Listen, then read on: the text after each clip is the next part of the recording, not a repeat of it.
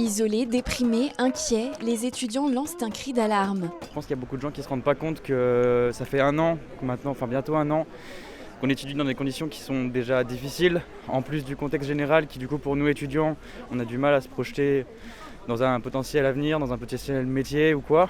Et en plus de ça, il faut qu'on trouve la motivation de bosser seul, à distance, sachant que les explications sont toujours beaucoup moins claires. C'est pour ça qu'on demande la réouverture des facs et essayer qu'on puisse retrouver un semblant de motivation. Retourner à la fac, plus qu'un souhait, une nécessité. Le plus difficile, c'est surtout de tenir le moral. On a beaucoup de cours en distanciel, l'exclusivité de nos cours sont en distanciel.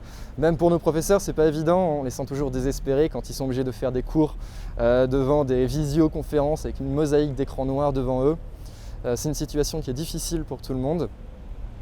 Et pour les étudiants, tout particulièrement de ce point de vue psychologique, auquel s'accumule la précarité étudiante qui était déjà prégnante avant même le coronavirus, mais que la maladie a certes contribué à aggraver. L'Université Savoie-Mont-Blanc tente de répondre aux difficultés des étudiants.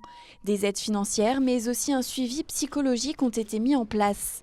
L'université prête également des ordinateurs et autres outils numériques. Nous comprenons tout à fait leurs difficultés. Encore une fois, l'université fait tout ce qu'elle peut et les dispositifs vont encore s'accroître dans les jours et les semaines qui viennent.